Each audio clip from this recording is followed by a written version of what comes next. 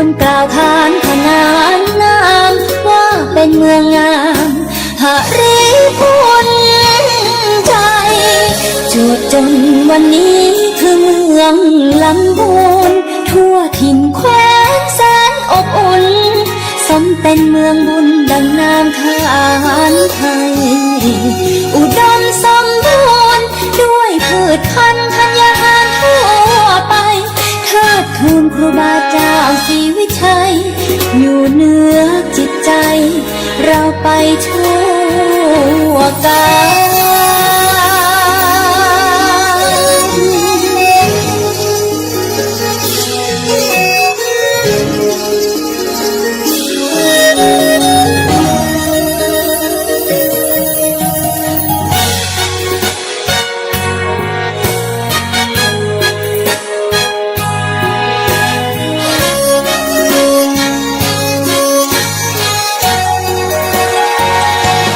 เฟื่องอักขระเด่นล้ำศิลปะงามมา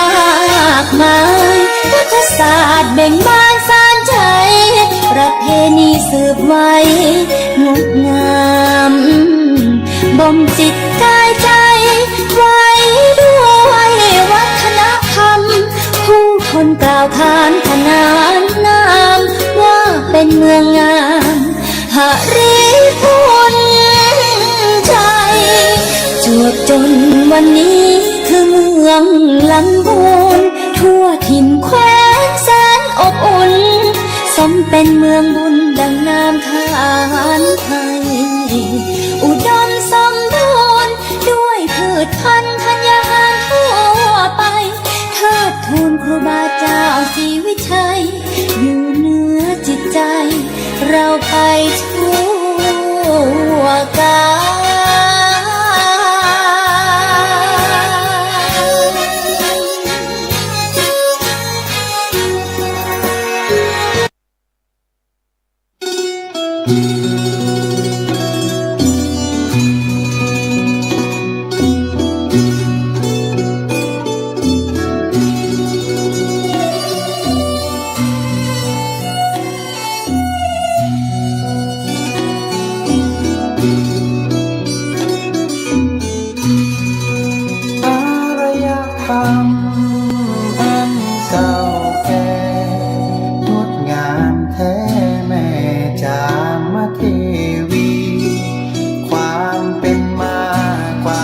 ล300 ปีเมืองโบราณนี้คือนครหฤพูนชัยทรงคุณค่าทางวัฒนธรรมงามล้ำน้ำใจคนยอมเมืองลำพูนนี้เป็นเมืองทองมีกระเทียมลำไยเป็นหัวใจของเราองค์เจดีย์หฤพูนชัยยิ่งใหญ่ด้วยแรงศรัทธาครูบาศรีวิชัยบารมีแรงกล้า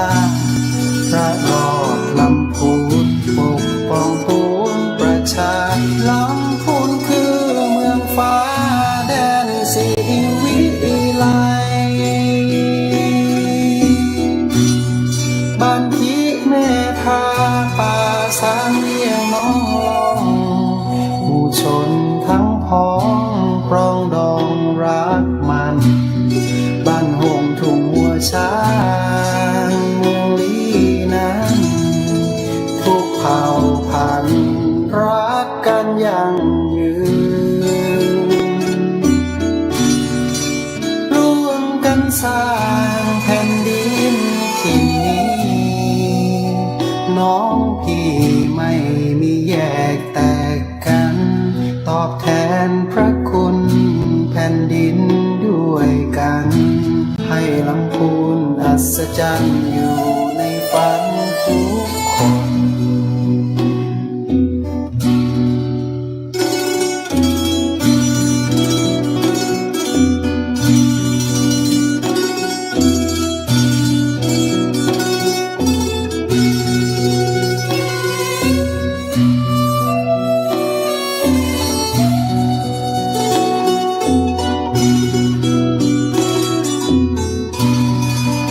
องค์เจดีย์หฤภูมิชัยยิ่งใหญ่ด้วยแรงศรัทธาครูบาศรีวิชัยบารมีแรงกล้าพระรอดลำพูนปกป้องปวงประชาลำพูนคือเมืองฟ้าแดนสิวิไลบ้านพีแม่ทาป่าสางเลี้ยงน้องหมู่ชนทั้งพ้องปรองดองรักมันบ้านห่วงทุ่งหัวช้างมูลีนั้นทุกเผ่าพันธุ์รักกันยั่งยืนร่วมกันสร้างแผ่นดินที่นี้น้องพี่ไม่มีแยกแตกกันตอบแทนพระคุณแผ่นดินด้วยกันให้ลำพูนอัศจรรย์อยู่ในฝันทุกคน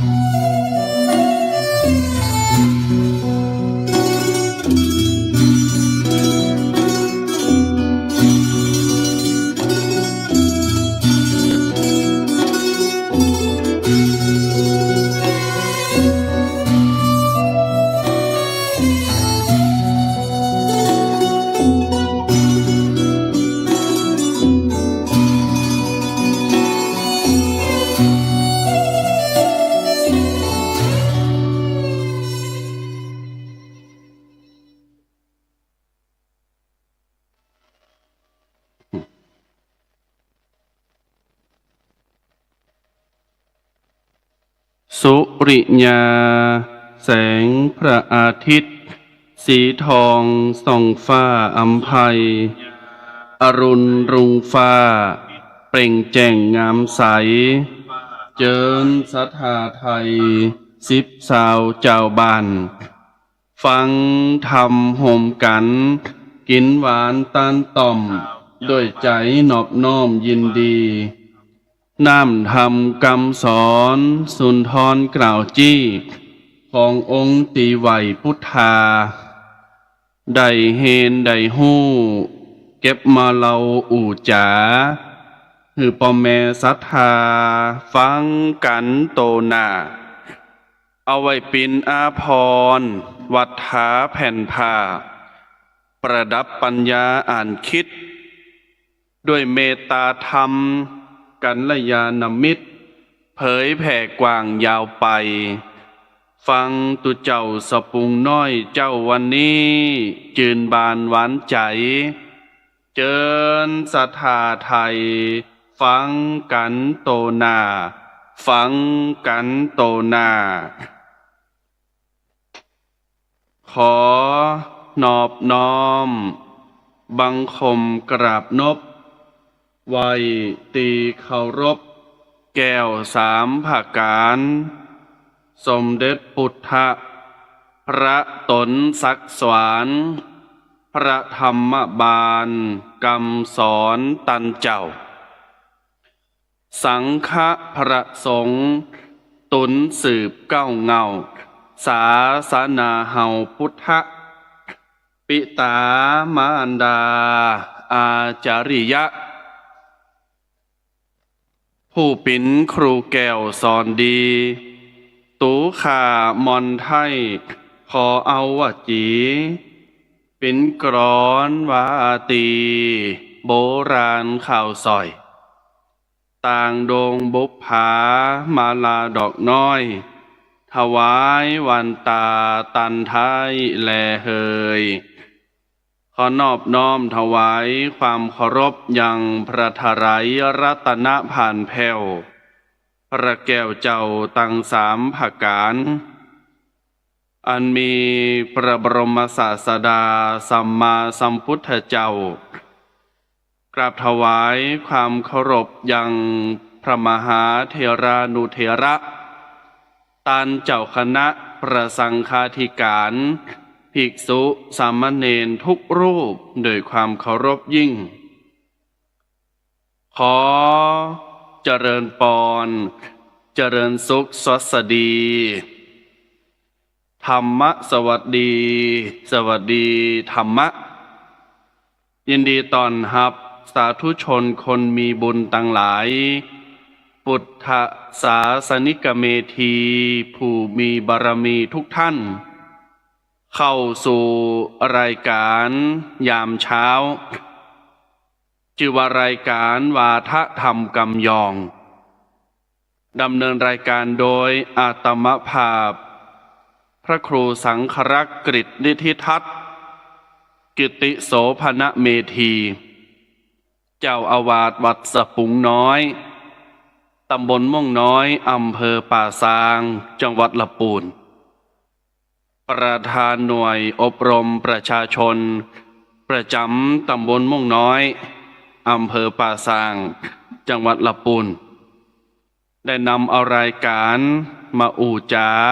มาเจอมาพบปะกับบรรดาโยมพ่อโยมแม่ศรัทธานาบุญอันเป็นติหักทุกท่านทุกคนรายการนี้ชี้ให้ท่านทั้งหลายได้หันถึงสัจธรรมและความจริงของชีวิต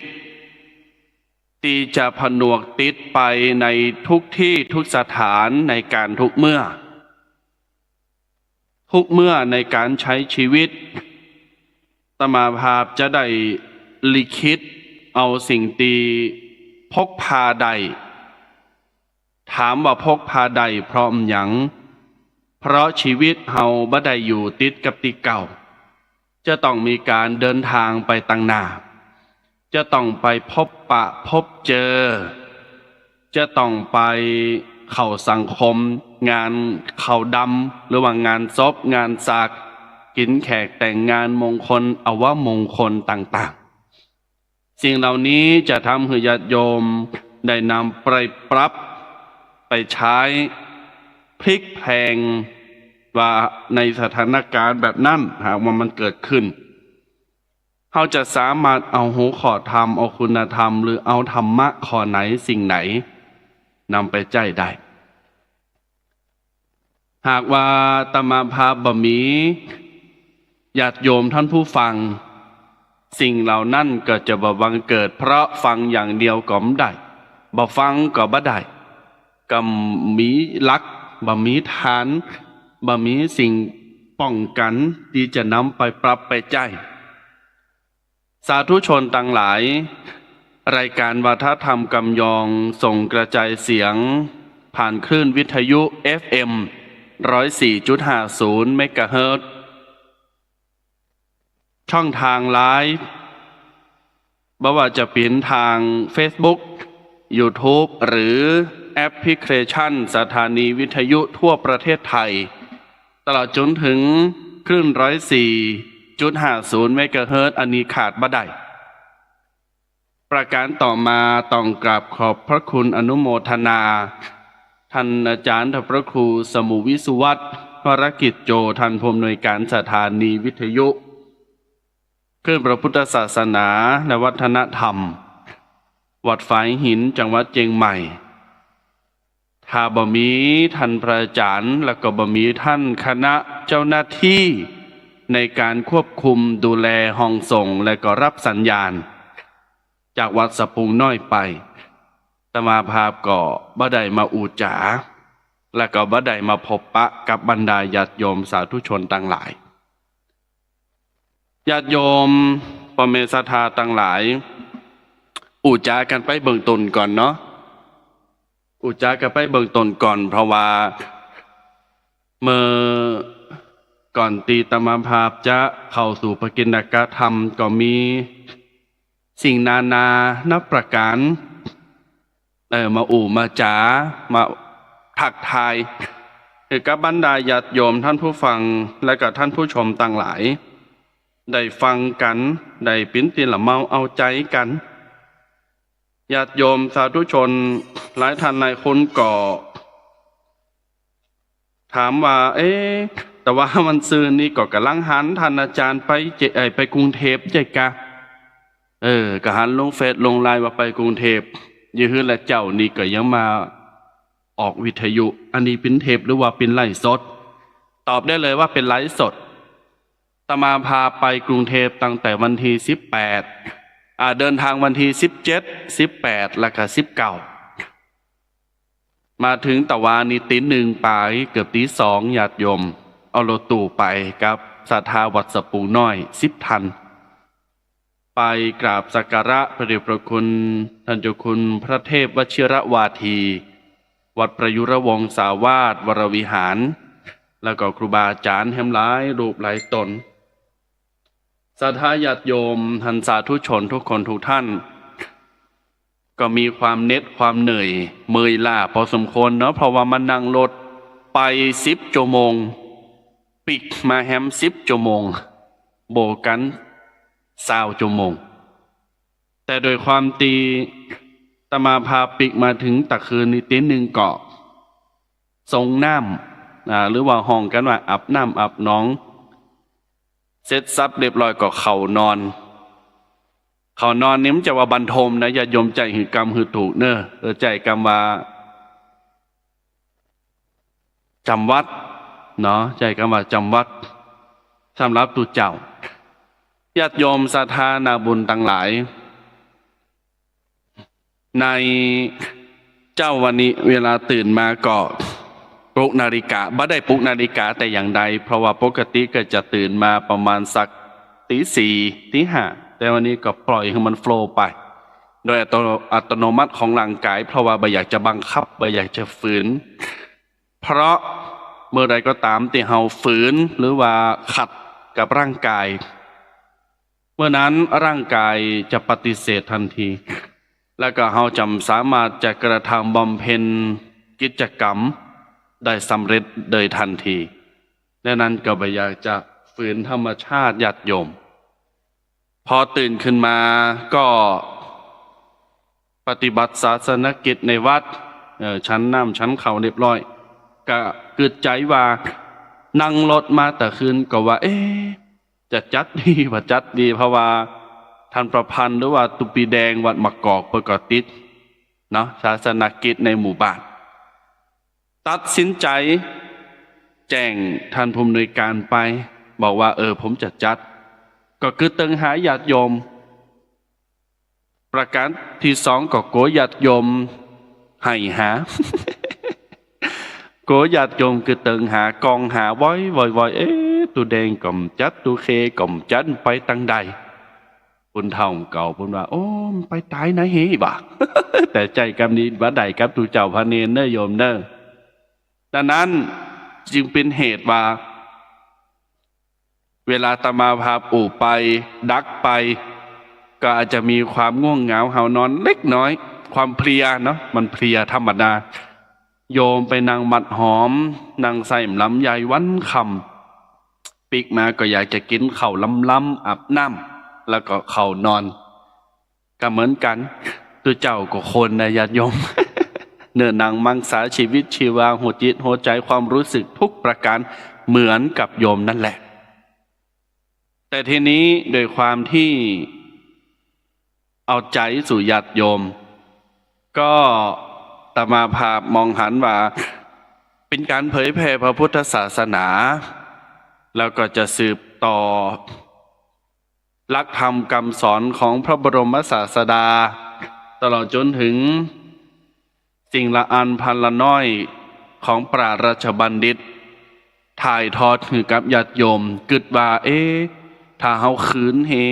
ถ้าตมาภาพบัดจัดญาติโยมก็ไม่ได้กำไห้ละก็จำได้ฟังในช่วงเวลานี้ละอินดูญาติโยมอันนี้แปลงใจหากันญาติโยมหักกันปรองดองสมานฉันท์กันไว้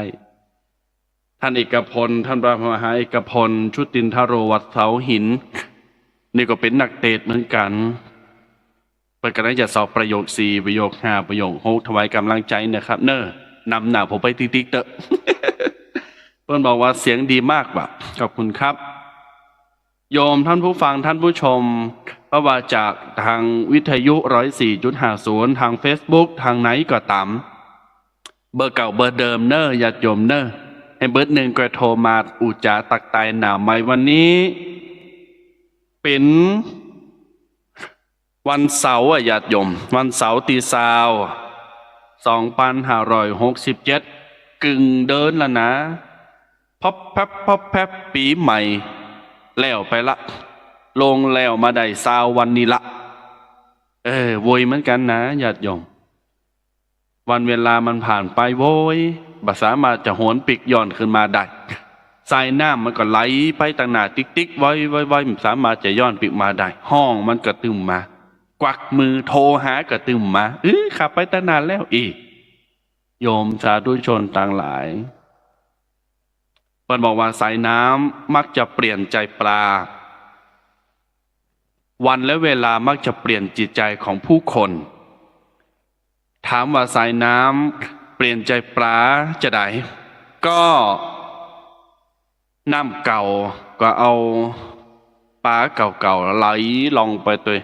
พอน้ำสิ้นใหม่สายใหม่มาน้ำใหม่มาเปิดไฟใหม่มาตาน้ำใหม่มาไหลมาปลาใหม่ก็เกิดขึ้นติ๊กไหลตัวมาติ๊ก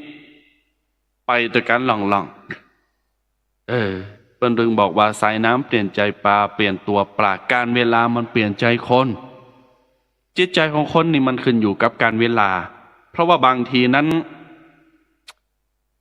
วันดีคืนดีก็ยังหักกันอยู่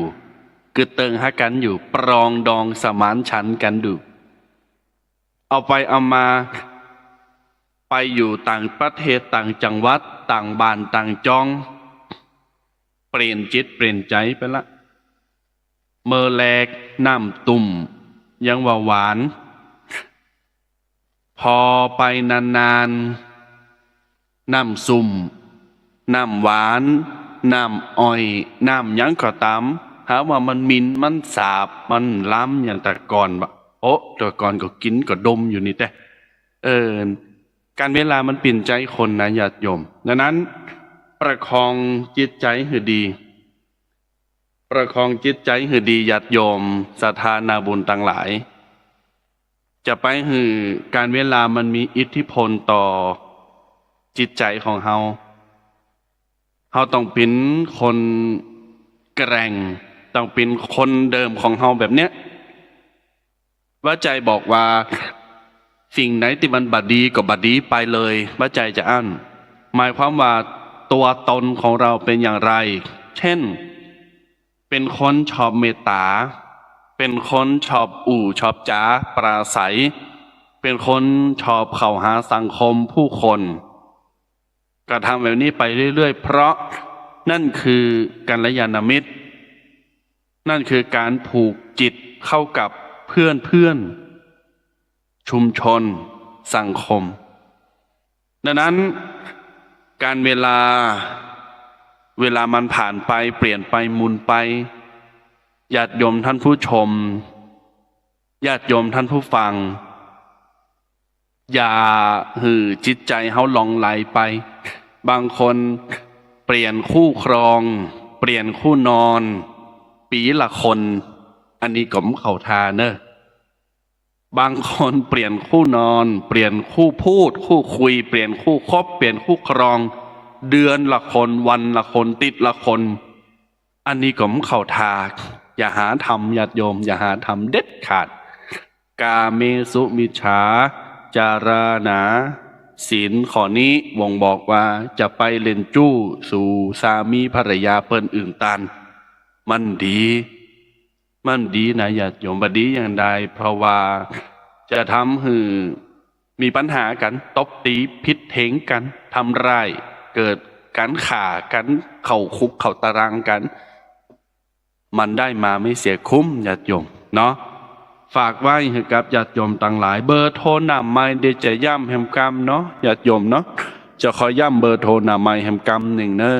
ะญาติโยมเบอร์เก่าเบอร์เดิม0640355258อันนี้เป็นเบอร์นำไม้แต่ว่าสต็อปก่อนแปลว่าหยุดอย่าเพิ่งโทรมาเพราะว่าเป็นช่วงของจ๋าตักตายแล้วก็เป็นการเข่าเนื้อหาปกิณกะทำก็เดียวจะฟังทำกันหูเลิงโนกับ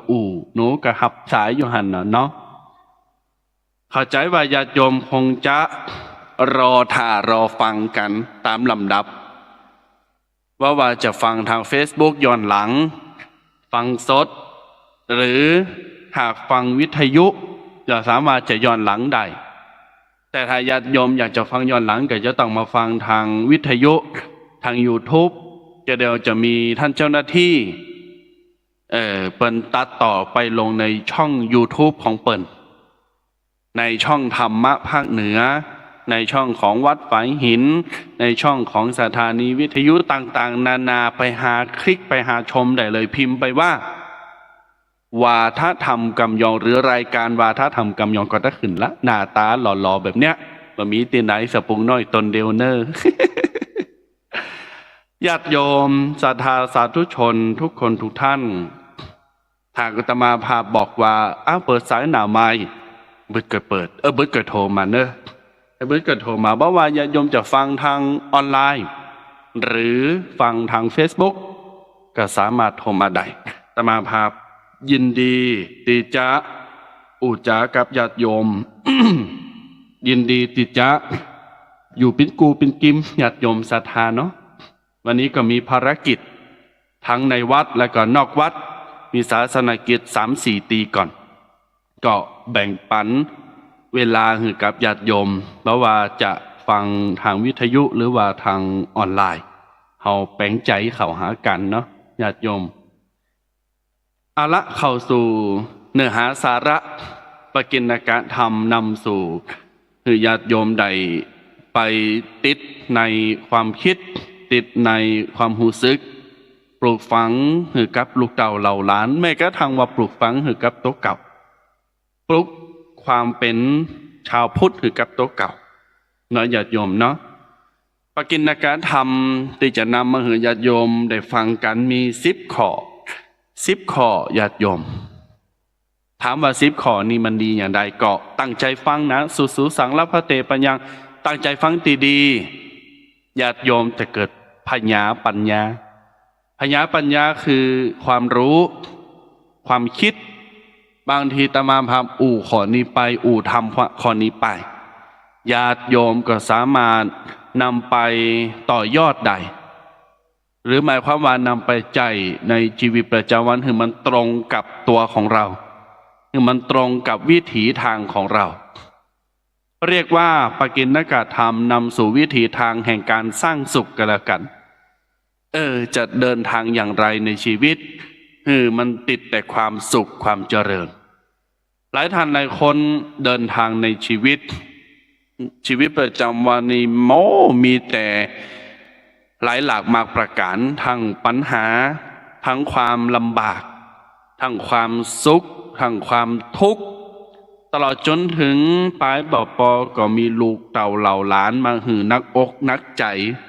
มีสามีภรรยาติบ่ได้ดังใจมีพ่อแม่คุณเฒ่าในบ้านที่ขี้จมขี้ซาบมีเปิ้นบ้านป้าข้างบ้านมาคอยยุแยงตะแคงรั่วมาสอดส่องปลอมตัวเป็นกล่องวงจรปิดแต่ละสิ่งแต่ละประการญาติโยมถามว่าเฮาจะปรับแล้วก็เฮาจะใจจะได้ฟังทางนี้ญาติโยมนะฟังทางนี้ญาติโยมแปลงใจหือใสจะไปแปลงใจขุนบ่ว่าจะเจอกับปัญหาอะไรก็ตามเหตุการณ์ไหนก็ตามคนนิสัยประเภทใดก็ตามญาติโยมก็จะต้องเอาธรรมะเอาคุณธรรมที่ญาติโยมสามารถใจใดมันตรงกับนิสัยของเฮาที่สุดเพราะเฮาสามารถจะเอาสิ่งอื่นที่คนอื่นเอาสิ่งอื่นที่คนอื่นเปิ้นทำได้ดีแล้วเอามาใจกับตัวเฮามันก็หมายความว่าจะต้องดีเหมือนเขาเสมอไปสมมุติว่าตมาภาพไปเอาบุคลิกไปเอากำอู่ไปเอาความคิดหรือสิ่งอื่นๆของตุเจ้าตนอื่นมาใส่โตของตมาภาพมันก็บ่ได้เป็นยี่ห้อของตมาภาพ บ่ได้เป็นตัวตนของตมาภาพเปิ้นก็จำห้องว่าตุเคกำจ้องกำห้องกันว่าพระครูสังฆรักฤตนิติทัศน์กำห้องว่าตุเจ้าเคก็จะกลายเป็นคนอื่นดังนั้นตัวตนของเราก็จะเลือนหายไปดังนั้นต้องพยายามพอตัวเก่าคือได้พอตัวเก่าคือออกบอกตัวเก่าคือถูกปลุกตัวเก่าคือตื่นปลุกตัวเก่าคือตื่นว่าตัวตนของเฮาเนี่ยจริงๆแล้วค้นพบว่านิสัยเป็นอย่างไรเกลาสระเอกอไก่ลอลิงสระอาอามะเกลาไม่ใช่เกาตุ่มเกาคันนะเกลาหมายความว่าเกลี้ยกล่อมประโลมสมองปัญญาคัดหือมันแหลมหือมันเงาจนผลผลิตออกมานั่นคือเรานั่นคือเราญาติโยมสาธุชนตมาภาพเคยไปหลายครั้งว่าต่อเมื่อเรายืมลมหายใจของคนอื่นมาหายใจต่อเมื่อเรายืมรอยเท้าหรือว่ายืมเกิบของคนอื่นมาใส่ยืมเสื้อผ้ายืมเครื่องแต่งกายเครื่องประดับยืมโทรศัพท์มือถือยืมรถแม่ก็ทางว่าเฮาไปเจ้าบ้านเจ้าหอเจ้าโรงแรมอยู่ที่พักอาศัยท้ายที่สุดแล้วมันก็ไม่ใช่เป็นของเฮาและก็ไม่ใช่เราด้วยเพราะมันคือการยืมไปเช่าไปยืมไปขอไปอยู่ตัวเฮาก็เหมือนกันญาติโยมตัวเราก็เหมือนกันจำไว้เน้อญาติโยมเน้อเอาละสาธุชนคนดีมีบุญทุกคนทุกท่าน10 ข้อต่อไปนี้ตามามภาพจะได้เอามาเล่าสู่กันฟังตั้งใจฟังนะญาติโยมนะไปก็จะได้อธิบายไปเป็นข้อในช่วงนี้เนี่ยตามามภาพหันว่าญาติโยมตั้งแต่ปีใหม่มาละมักจะไปขอพรกันไปขอพรขอให้ถูกเลขถูกหวยขอให้ร่ำให้รวยขอให้มีกินมีใจขอให้สุขภาพร่างกายบัดเฒ่าบักแก่มันแข็งแรงจะเอี้ยมีเร็วมีแรงเสมอไปขอให้มีหน้าที่การงานที่ดีแต่ทีนี้อาตมาภาพจะเอาสิ่งที่ญาติโยมขอพรทั้งหมดเนี่ยมาแปลเป็นกันปกิณกะถามว่ามันถูกหรือมันบ่ถูกเวลาเอาไปขอพรอ่อนวอนต่อสิ่งศักดิ์สิทธิ์จะขอพรอย่างไรให้ปังจะขอพรจะใดให้สำเร็จและสิ่งไหนไม่ควรขอ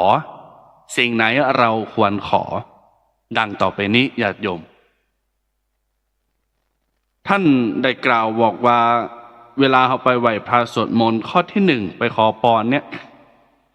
อย่าขอให้ข้าพระเจ้าไร้โรคโศกภัยหมายความว่าจะไปขอว่าสาธุขอให้ข้าพระเจ้าบ่มีทุกโศกโรคภัยเนอะเพราะในชีวิตของคนเฮาบ่สามารถจะไปกำหนดได้บ่สามารถจะหลีกเลี่ยงได้บ่มีไผบักแก่แล้วญาติโยมบ่มีไผที่จะบาดเจ็บป่วยแล้วก็ขนาดไปขอพรว่าขอบอกขอหือบ่มีโรคภัยไข้เจ็บก็ยังเป็นโควิดกันอ่ะก็ยังเมยกันนี่เนาะเจ็บต้องก็เจ็บหัวเข่าเจ็บหลังเจ็บเอวมันก็ยังหายในญาติโยมอันนี้ครูบาอาจารย์เพิ่นบอกว่าเฮาขอพรผิดเพราะเฮาสามารถจะหลีกเลี่ยงได้ลองไปสอบพอแล้วในโลกเนี่ยว่าเวลาขอพรแล้วขอหืออยู่เย็นเป็นสุขเนอะอ้าวแล้วทำไมต้องไปหาหมออ่ะเจ็บหัวเข่าเลยคือต้องเอายาไปกันหัวเข่าเจ็บหัวอยู่ต้องกินยาพารายี่จุ่มนอนบัดลับอ่ะยี่จุ่มเจ็บต้องกินข้าวบัดลำกินน้ำบัดลงครูบาอาจารย์ท่านบอกว่าสามารถจะหลีกเลี่ยงได้และอย่าขอพรแบบนี้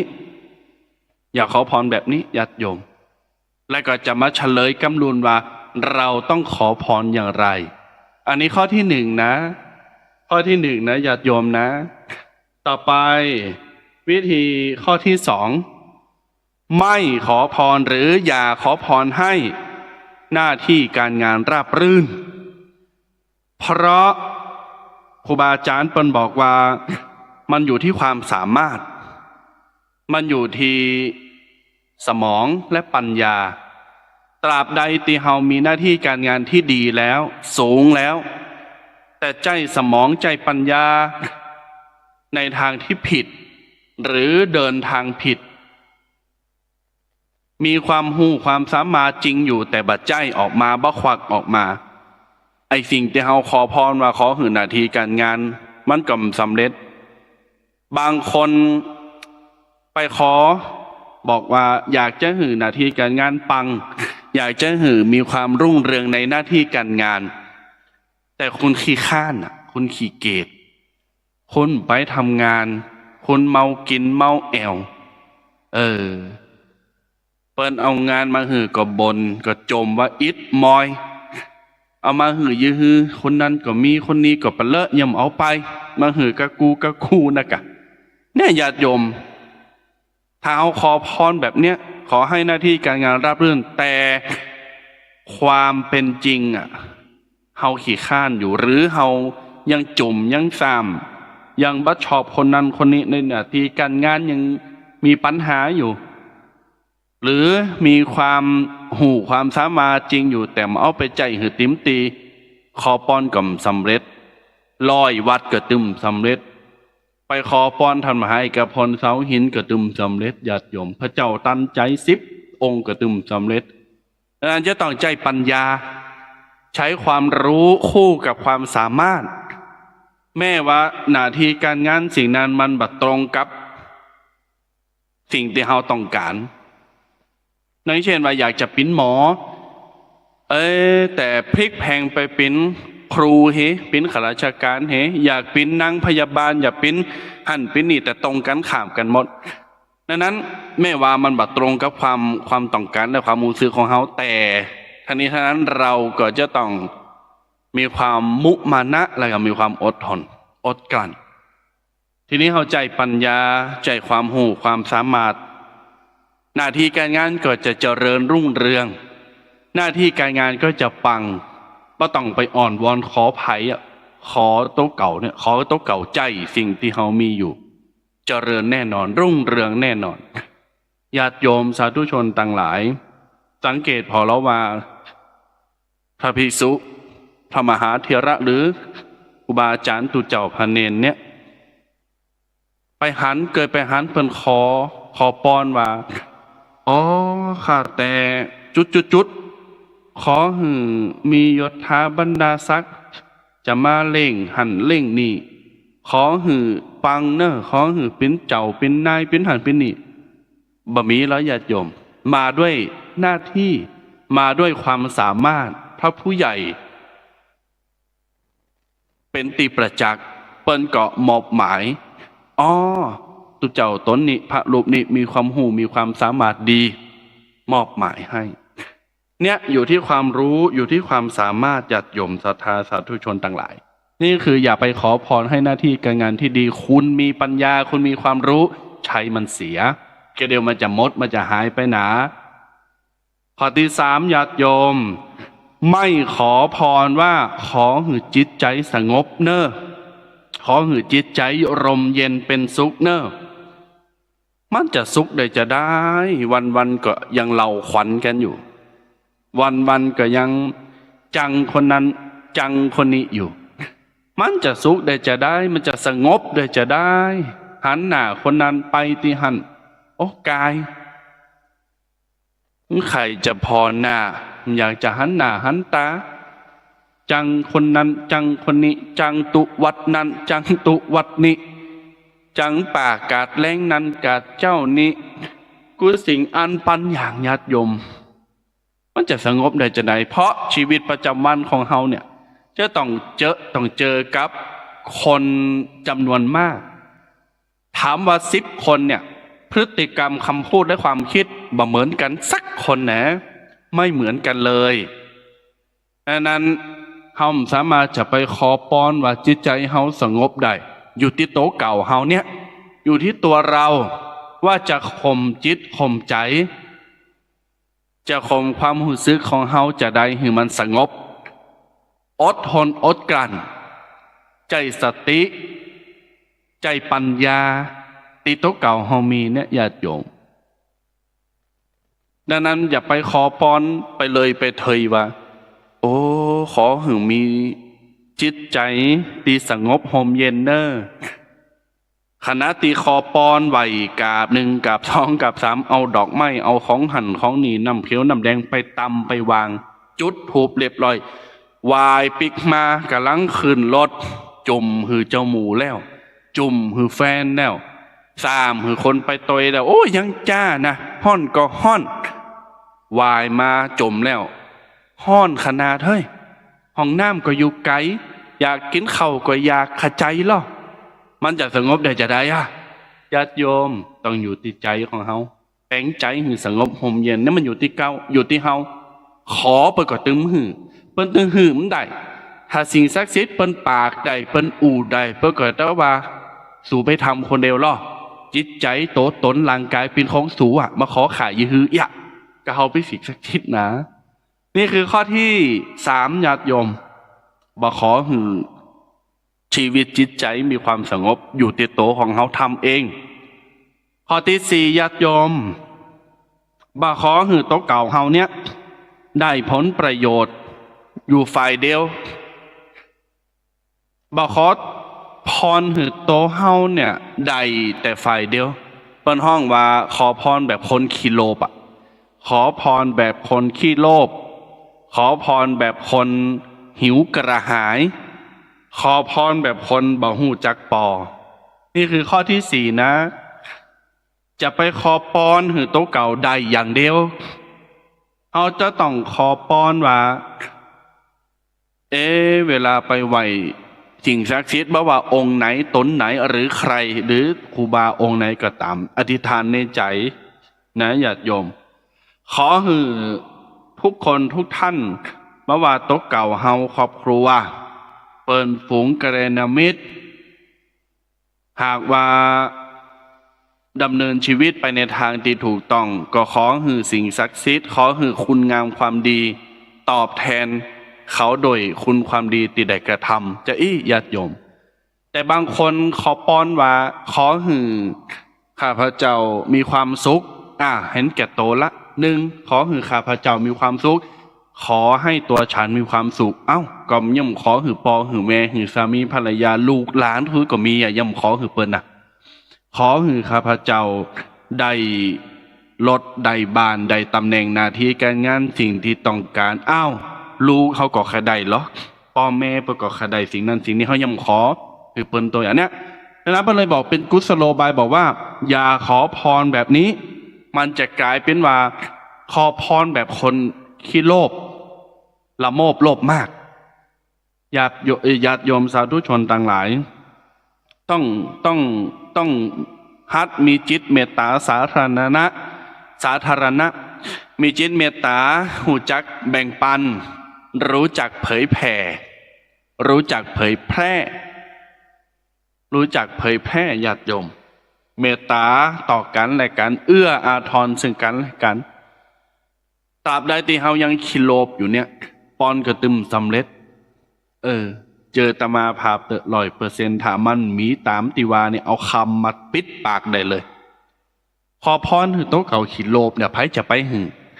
พระพุทธองค์ไปยังสอนว่าจะต้องหูจักเป็นคนมีน้ำใจมีเมตตาต่อกัน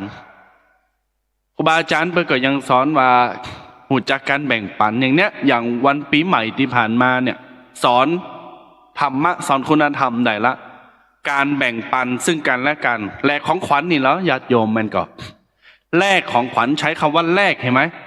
คำว่าแลกหมายความว่าฉันกับคุณเราแลกของกันก็แลกของขวัญจะได้ของไผ่เป็นการปล่อยเป็นการเมตตาในทางอ้อมนะญาติโยม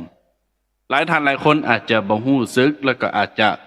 บ่ฮู้โดยซ้ำว่าอันเนี้ยคือธรรมคือสิ่งที่เฮาได้ในการแลกของขวัญคือฮัดหือเฮาเป็นคนเมตตา สิ่งที่เรามีสมมติว่าของขวัญ1 ชิ้นเนี่ยไปซื้อมาราคา2-3 พัน200-300ก็ตามที่ไหนก็ตามเนี่ยห่อเป็นดิบเป็นดีโอ้ยมันงดมันงามแต่จิตใจเฮาอ่ะเกิดว่าโอ้เสียทาเนาะกูเคยได้หมอไปแลกดีกะอย่างมันจะไปดี แต่ถ้ากับบางคนบอกว่าเอาสิ่งดีๆงามๆเนี่ยเอาไปแลกคือเปิ้นไผได้ก็ขอหือโจกดีเนอะนี่แหละญาติโยมเป็นคนมีเมตตาวันเด็กที่ผ่านมาวันเด็กแห่งชาติก็เหมือนกันฮัดเป็นคนมีเมตตาอาทรซึ่งกันและกันบริจาครถถีบไปแจกรถถีบไปแจกของเอาสนับสนุนเอาทุนการศึกษาเอาหันเอานี่แจกละอ่อนที่ไหนก็ตามแต่นี่คือมีเมตตาญาติโยมดังนั้นจะไปขอพรหือเฮาเป็นใดเป็นฝ่ายใดอย่างเดียวจะไปขอพรหือเฮาเป็นคนขี้โลภมีไผหือเหรอมีไผหือเปิดว่าขี้โลภนะครับญาติโยมขออนุญาตเติมน้ำมันทกรรมนะ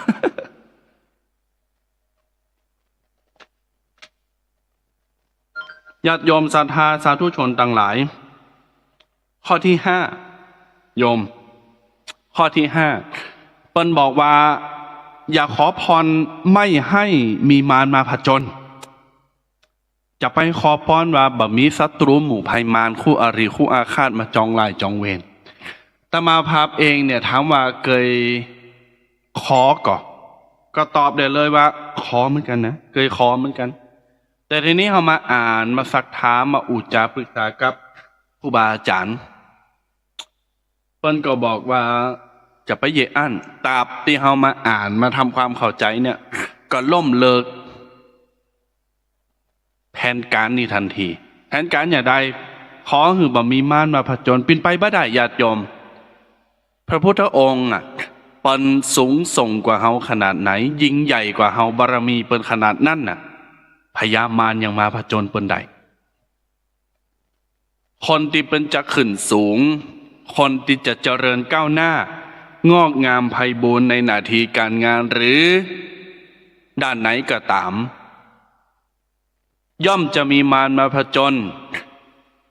ญาติโยมลองสังเกตภาวะในคณะใดก็ตามที่เฮานั่งรถไปจะเดินทางไป1ข้างทางไปปะกับอุบัติเหตุไปแฮม10 กิโล20 กิโลน้ำมันจะหมดแวะเติมน้ำมันแฮม10 กิโลจะถึงละไข่รับไข่เข้าห้องน้ำอยากกินข้าวแวหันแวนี่อันนั้นทำสามารถจะหลีกเลี่ยงได้ในความเป็นจริง2ใน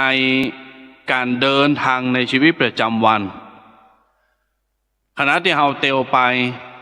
มีคนนั้นมาวาใส่มีม้ามาเห่ามีนกมีหลุมมีบ่อมีหันมีนี่แต่เฮาก็สามารถไปถึงจุดหมายปลายทางได้ข้ามสิ่งกีดขวางข้ามอุบัติเหตุที่เฮาเจอข้ามสิ่งที่มันบ่พึงประสงค์ในระยะการเดินทางไปได้นั่นก็ถือว่าสุดยอดแล้วญาติโยมถือว่าสุดยอดแล้วดังนั้นเพิ่นบอกว่าผู้ที่จะขึ้นเป็นใหญ่เป็นโตไผก็ตามที่จะเดินทางไปข้างหน้าสู่จุดหมายปลายทางอย่างสง่างามมักจะเจอต่อปัญหาและอุปสรรคมารมาผจญตราบที่ผ่านมาครูบาเจ้าศรีวิจัยเจอมารเจอสิ่งกีดขวางในการสร้างทานบารมีในการสร้างคุณงามความดีกว่าจะเป็นตีประจักษ์ต่อสาธารณชนคนทั่วโลกปัจจุบันวันนี้เฮาก็ยังกราบยังไหวเปิ้นโดยประการต่างๆนั่นประกอบผจญมารมานับไม่ถ้วนญาติโยมบางครั้งบางทีอาจจะนักหนากว่าเฮาแต่ทำไมท่านถึงก้าวข้ามผ่านไปได้มีบารมียิ่งใหญ่มหาศาลพระมหาชนกญาติโยมว่ายน้ำข้ามฝั่งข้ามทะเลครูบาอาจารย์ที่เพิ่นจะเป็นใหญ่เป็นโตเป็นสูงเนี่ยย่อมจะมีสิ่งกีดขวาง สิ่งละอันพันละอย่างมาทำหือจิตใจไขว้เขวทำหือสติปัญญาฟุ้งซ่านความอดทนอดกันอาจจะลดน้อยถอยไปแต่ท่านก็ยังมีอยู่ทีนี้ทำหือท่านใดถึงฝั่งทำหือประสบความสำเร็จนักปฏิบัติธรรมนักปฏิบัติกรรมฐานต้องอดทนต่อความเจ็บความปวดความเมื่อยล้าความเหนื่อยใครรับก็ไม่ได้รับต้องนั่งใครนอนก็ไม่ได้นอนต้องเดินจงกรมปฏิบัติสมาธิภาวนาวิปัสสนากรรมฐานหรืออย่างต่างๆดังนั้นบ่สามารถจะไปขอป้อนว่าขอหือไร้พยามารขอหือบ่มีมารบ่มีศัตรูมาผจญเนอะเป็นไปบ่ได้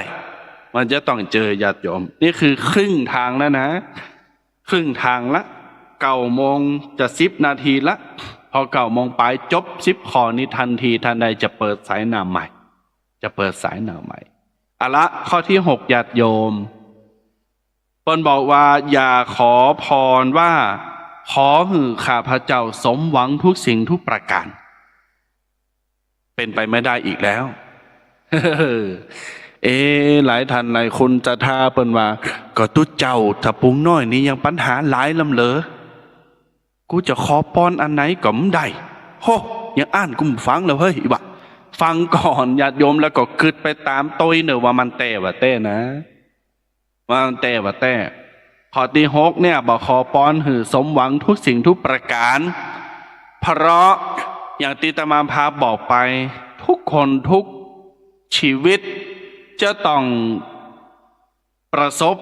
พบเจอกับความผิดหวังจะต้องประสบพบเจอกับความไม่สมปรารถนาจะต้องประสบพบเจอกับความเศร้าโศกเสียใจสิ่งนั้นบ่ได้ก็เสียใจขนาดเฮาถูกหวยเฮายังโอ้ยกินแหนงได้ซื้อหู้แต่อีนี่ซื้ออันนั้นอันนี้เนี่ยอันนั้นญาติโยมขนาดซื้อหวยยังบ่ถูกอะดังนั้นขอป้อนก็มีความหมายละแม่นก็บ่มีอย่างที่จะสมใจดังไฟปรารถนาทุกสิ่งทุกประการนะ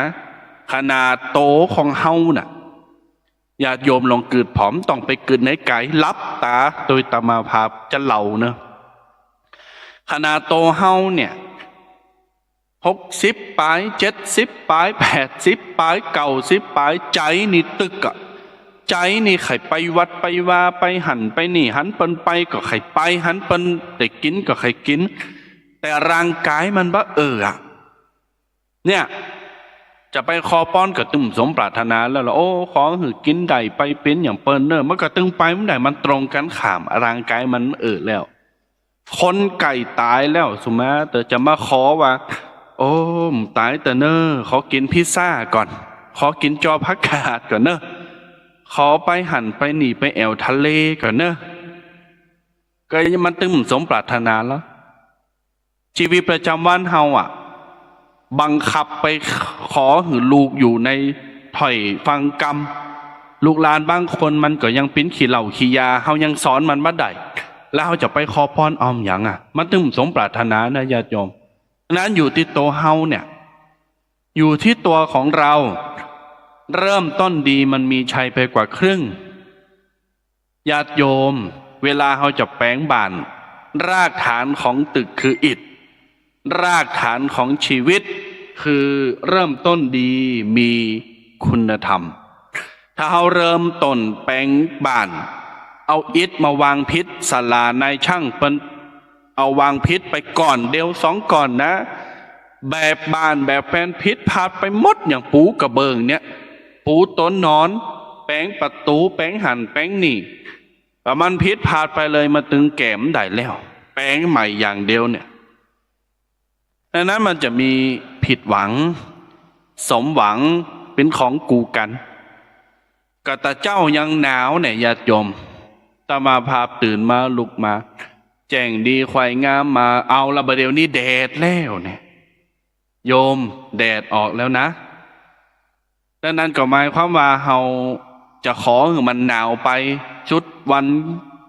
เฮายังขอบ่ได้เนี่ยมันผสมปรารถนาเฮาแล้วเอาล่ะญาติโยมไปขอพระเจ้าตันใจ300 วัดแต่มาพาจะออกการน้ำมันให้ก็ได้ไปขอเลย ขอหือใดนะต้องขอว่าขอหือมันหนาวตลอดวันเนอะขอหือมันฝนตกเนอะถ้าญาติโยมไปขอแล้วฝนตกบังบังบังมันหนาวหิมะตกอีนะจะปันไปเลย100,000กระไผขออีใดนะ และก็ถ้าไผขอหือญาติโยมถ้าไผไปขอป้อนว่าขอหือบ่มีความผิดหวังเนอะขอหือสมปรารถนาถ้าไผใดสมใจใฝ่อ่างกำปรารถนามาหับตังติตมาภาพสปุงน้อยนี่ได้เลย100,000 บาทจะหือล้านเลยก็ได้ถ้าวันที่15ไปขอแล้วก็วันที่16บ่ได้อีนะนั่นก็หมายความว่าก็ต้องไปขอแล้วล่ะญาติโยม อันนี้เขาว่าลิ้นกันไปเนาะโมนงานสันเล่าอูแต่พองดินพองเนอะญาติโยมก็บางอย่างก็เกิดเอาคนเดียวเนาะเพราะว่าเฮาเป็นใหญ่เป็นโตกันละแต่มาพามใจว่าจะมาสั่งมาสอนนะในฐานะเป็นลูกเป็นหลานแต่ในฐานะครองผ่าเหลิงเป็นตุนเมตตาเป็นลูกศิษย์ลูกหาของพระสัมมาสัมพุทธเจ้าลูกศิษย์ลูกหาของครูบาอาจารย์ก็หวังว่าญาติโยมจะมาพาจะได้เป็นตนเป็นคนจี้ต่างออกบอกต่างไปได้ถูกนี่คือข้อที่6ญาติโยมต่อไปเอาละแฮมกี่ข้อ7 8 9 10แฮม4 ข้อก็เดี๋ยวเรามาหับสายหนาใหม่นะโยมนะ ข้อต่อไปญาติโยมสาธุชนต่างหลาย ข้อที่7ไม่ขอชื่อเสียงเกียรติยศบ่ขอพรว่าข้าพระเจ้าปรารถนาต้องการชื่อเสียงเกียรติยศเนอะขอพระเจ้าตั้งใจหือสมปรารถนาเนอะขอสิ่งนั้นสิ่งนี้ขอมาหือกำเนอะญาติโยมสาธุชนต่างหลายมันจะตรงกันข้าม มันจะตรงกันข้ามกับคำสอน มันจะตรงกันข้ามกับคำสอนสักครู่นะญาติโยมเนอะตรงกันข้ามกับคำสอนของพระพุทธเจ้าว่าเปิ้นบ่หือไปยึดถือกับตำแหน่งหน้าที่การงานเปิ้นบ่หือไปยึดถือยึดติดกับยศถาบรรดาศักดิ์ญาติโยมสาธุชนคนดีต่างหลายเรามาเกิดใจเพราะว่าถ้าเฮาไปขอป้อนว่าขอหือใดปิ้นหันปิ้นนี่ขอหือใดยศหันยศนี่นั่นก็หมายความว่าเฮาบ่ปงนี้เฮายังขี้โลภอยู่นี้แล้วเฮาในฐานะเป็นตุเจ้าอย่าไปสอนญาติโยมอยู่เนี่ยวันศีลวันธรรมสมมติว่าเฮาสอนนี่เนาะแปลงจิตหือใสแปลงใจหือดีนิ่มเนอศรัทธาก่อนจะหยาดน้ำนั่งสมาธิเนอรับตาเนอขวาทับซ้ายทับขวาหน้าตรงคอตรงคอตั้งเนอหลังบ่งอคอบ่เองเนอภาวนาไปพุทโธพุทโธเนอปล่อยวางสิ่งอันปัญญางบ่ต้องยึดมั่นถือมั่นบ่ต้องยึดติดบ่ต้องมาปรารถนาหยังสิ่งนั้นมันไม่จีรังยั่งยืนมันเตงมันใจของเฮาแถมหน่อยแก้วมาลูนก็มาเปเอาไปใจไปกินไปไหว้หมดคือปงเนอญาติโยมเนอตายไปมียังติดโตไปโตยบาอาจารย์หลายตนในองค์สอนศรัทธาได้ดีมากญาติโยมแต่ตัวเองปรารถนายศถาบรรดาศักดิ์มาปงบ่ปงบ่ลงบ่วางญาติโยมยังใครใดใครมีใครปินแต่จริงๆแล้วตมาภาพมองว่าในโลกปัจจุบันเนี้ยโซนโตตมาภาพเองน่ะถามว่าใครใดก่อนก็ใครได้แต่มันบ่ได้ในมือมันบ่ได้ปินเขาก็แปลงจิตแปลงใจยอมหับหลายตนหลายองค์ถ้าข้าราชการจะไปบรรจุหันบรรจุนี่ใครใดใครปินใครไปหันไปนี่ก็ใครใดใครไปใครปิ้นใครหั่นใครหนีเหมือนกันแต่ในมือมันบ่ได้ก็จะต้องแปลงจิตยอมหับกับมัน ลงจิตยอมรับกับมันแล้วก็ปงเฮญาติโยมว่าอ๋อหากว่าวันหน้ามีบุญหากว่าปารมีเฮาเติงเฮาถึงวันใดวันหนึ่งมันก็ตึงจะเป็นของเฮาวันใดวันหนึ่งมันจะได้มันก็ตึงจะได้บ่อ่อนวอนขอเปิ้นหันเปิ้นตึงจะเอาหื้อเฮาก็จะอีกกับญาติโยมดังนั้นอันนี้จากับญาติโยมศรัทธาสาธุชนไว้บอกว่าจะไปขอป้อนว่าใครใดยศถาบรรดาศักดิ์สมมติว่าเฮาขอป้อนไปแล้วถ้ามันบ่ได้ก็จะมานาบโตดว่าอ๋อพระเจ้าตั้นใจวัดนี้บ่ศักดิ์สิทธิ์ครูบาวัดนี้บ่ศักดิ์สิทธิ์พระภิกขเนศกาตนหันตนนี้สิ่งหันสิ่งนี้ไปขอแล้วมันบ่ศักดิ์สิทธิ์อ้าวญาติโยมพระพุทธเจ้าเพิ่นก็ตึงบอกว่าจะไปยึดติดจะไปยึดกับยศถาบรรดาศักดิ์แต่ถ้าเอาไปขอแม่ก็ทางว่าพระเจ้าตันใจเองมันก็เป็นพระพุทธเจ้าเหมือนกันนะเพื่อก็เป็นพระพุทธเจ้าเหมือนกันเนี่ยญาติโยมเวลาเอาไปขอแล้วเฮาได้สมปรารถนาเนี่ย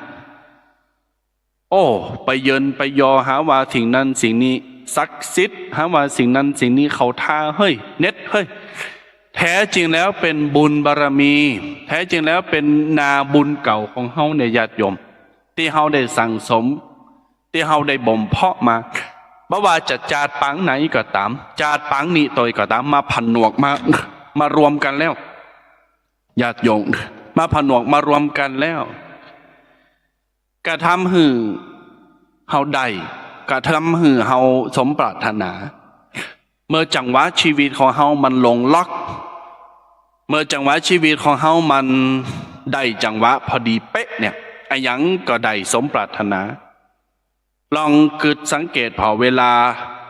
เฮาต่อจิ๊กซอจิ๊กซอไหนโตต่อมันบักปะมันบักขาดเฮาเป็นกังวลน่ะบ่มนจิตบ่มนใจแต่พอได้แล้วป๊อบเฮามนนั่นคือความสามารถของเราไงไปไหวพระเจ้าอีขอหือจิ๊กซอตัวนี้ที่มันหายไปปะกำเตะมันต่อได้ยอมมีเหรอความสามารถของเฮานี่ความหูของเฮาเนี่ยความวิริยะของเฮาเนี่ยญาติโยมนี่คือข้อที่7บอกขอของเฮามีชื่อเสียงมียศถาบรรดาศักดิ์ข้อที่8บอกขอป้อนว่า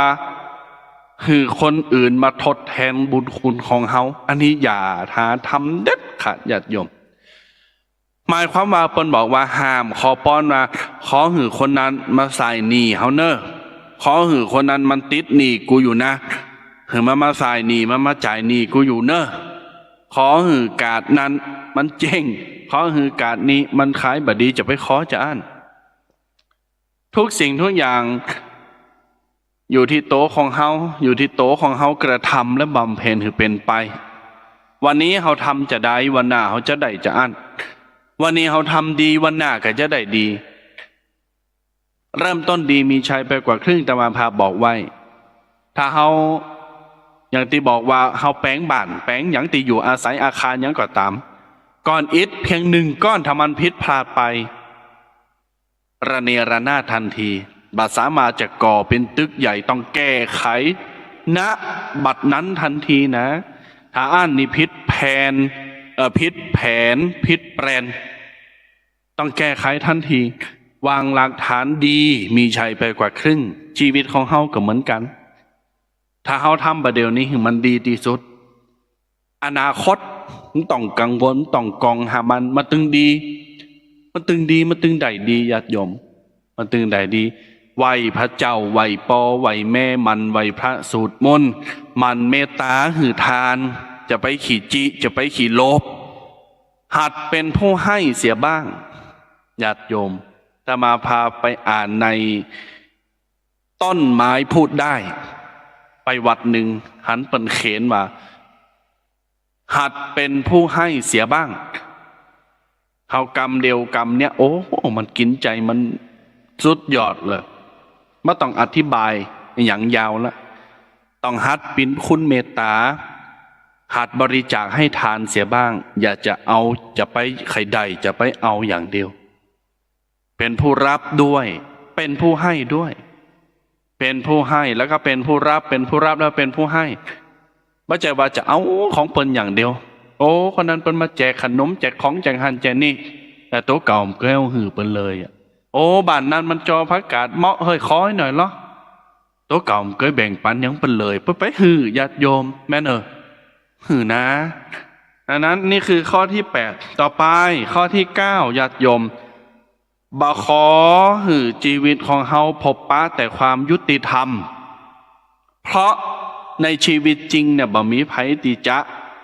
ประสบพบเจอต่อความยุติธรรมเสมอไปเวลาเฮาไปขอพรแล้วขอหือชีวิตเฮารุ่งเรือง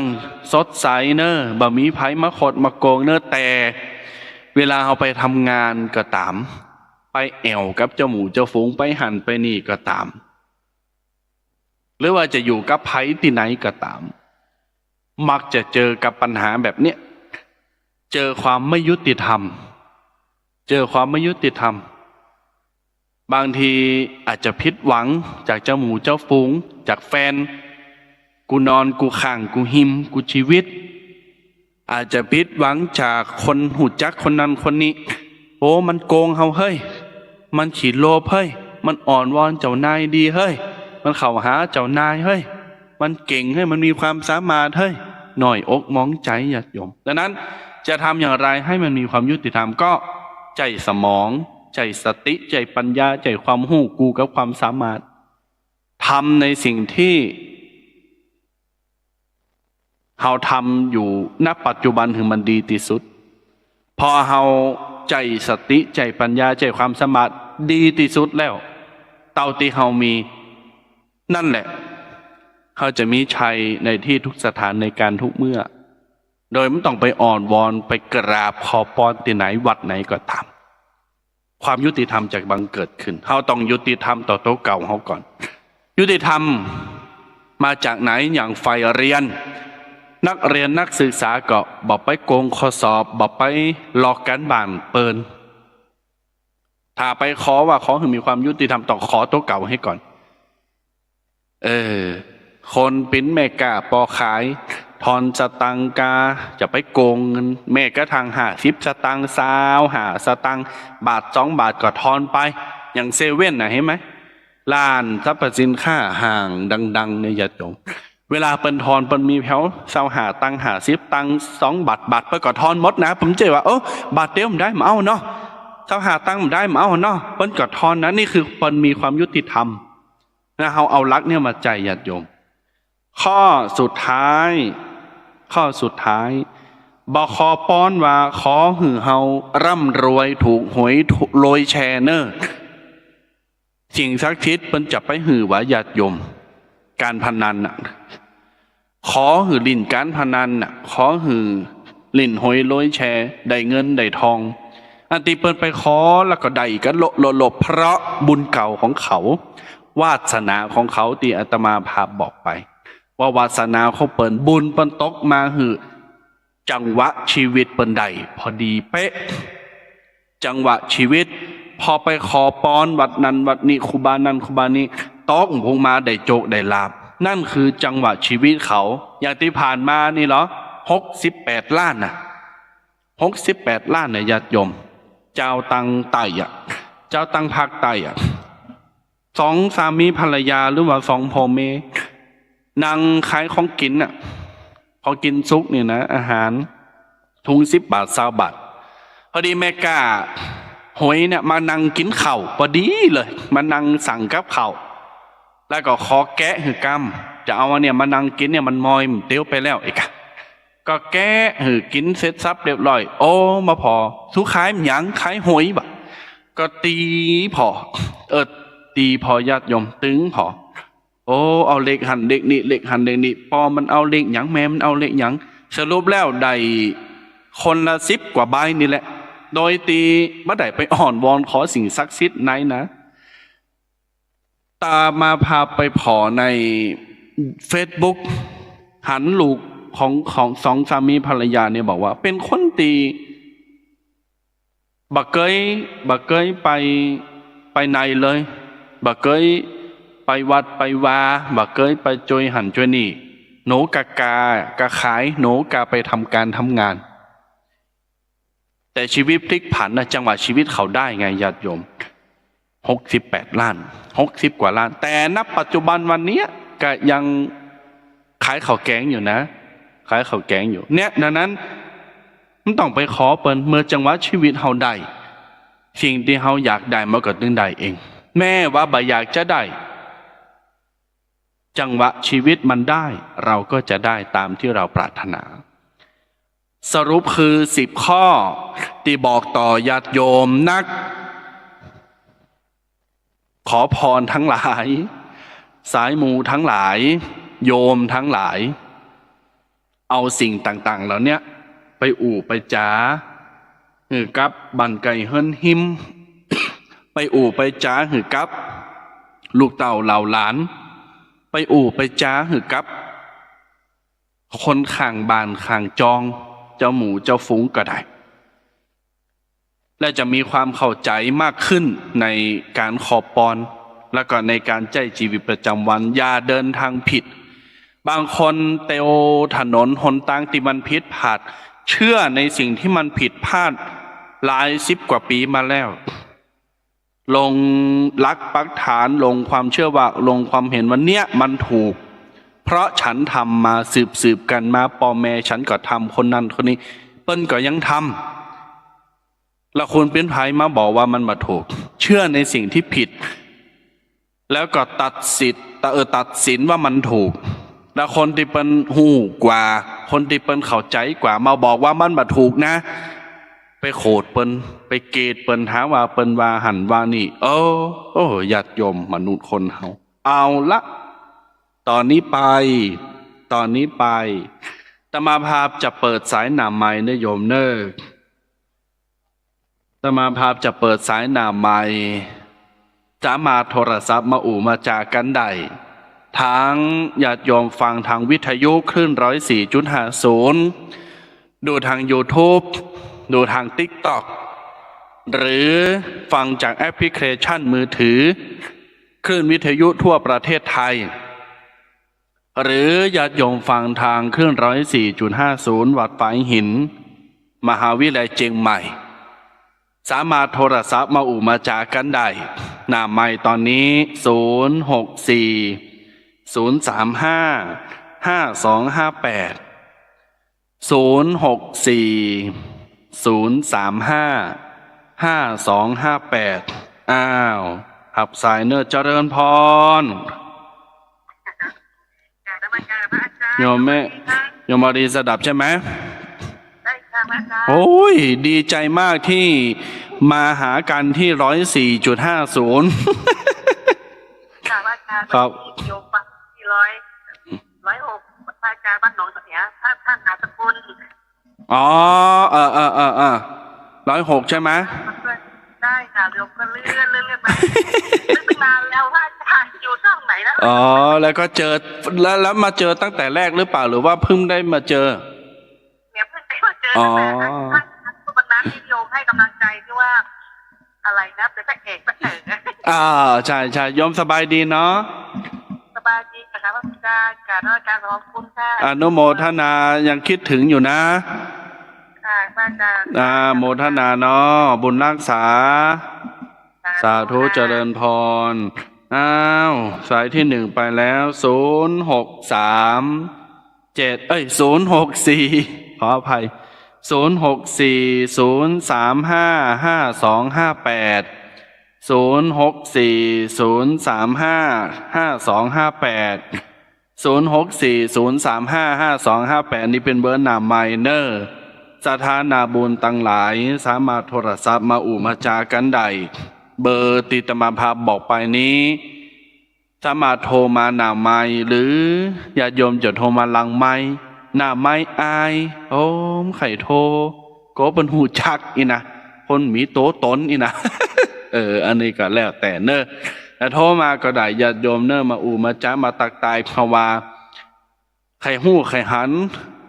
ว่าท่านใดยังฟังอยู่พองวันนี้ ล่ะท่านใดจะไปการไปงานไปตังใดคนใดฟังอยู่คนใดชมอยู่ก็สามารถโทรศัพท์มาแล้วก็ไถ่ถามสารทุกข์สุขดิบเข้าใจกาติอู่ไปมันเข้าใจกาอย่างใดก็ขอเจริญปอนญาติโยมสาธุชนได้โทรมาหน้าหมายเลข064 035 5258เบอร์เก่าเบอร์เดิมตมาพาพระครูสังฆราชกฤษนิธิทัศน์กิตติโสภณเมธีเจ้าอาวาสวัดสะปุงน้อยอำเภอป่าซางจังหวัดลำพูนมามาจามาหันหนาคาตามาฟังกันเนี่ยเป็นประจำเสาร์อาทิตย์ญาติโยมเป็นประจำทุกๆเสาร์อาทิตย์ในคืนวิทยุ104.50แล้วก็คืนแต่ละสถานีรับสายต่อไปเจริญพรสาธุสาธุโยมแม่อู้ดังเห็นน้อยเนอะเพราะว่าอันสัญญาณโยมแม่มันกระตุกเนาะโยมแม่เนาะโยมแม่ฟังอันนี้โยมแม่ฟังจาก104หรือว่าฟังจาก106 104เนาะทางบ้านโยมแม่หนาวก็วันนี้หนาวเจ้าหงาเท่กับประเดี๋ยวนี้แดดละจังสับปุ่งป่าซางนี่นะป่าซางกับแม่ป่าซางละปูนนะกับประเด็นนี้แม่ฟังตั้งแต่เก้าจนถึงจุดซอยเนาะจะมาฟังแบบนี้ดีแล้วก็ฟังเสาร์อาทิตย์เนอะ8 โมงถึง 10 โมงเนอะแม่เนอะขอบคุณอนุโมทนาเจริญพรฟังอยู่เนอะเจ้าฟังอยู่เนอะเจ้าน้อหนาวที่บ้านอ่ะหนาวที่บ้านอ่ะแกทอดละหนาวมันอย่างเดียวกันนะกันเนาะเฮานี่ใครหือมันหนาวสุดปีสุดแรงแล้วไปขออ่อนวอนขอเปิ้นก็หือให้นี่ได้ อย่างว่านะกะพี่เขาง่ายแล้วเนาะไปทางใดวันเนี้ยลูกบ้านเจ้านะโจดีมีใจเนอบุญหักษาเจริญปอนเอาละ0640355258